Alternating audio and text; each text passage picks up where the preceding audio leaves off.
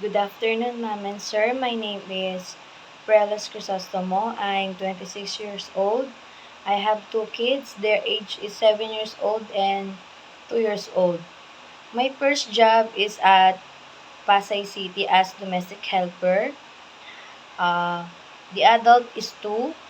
Their age is 20 and 30. Then the elderly is 70 years old.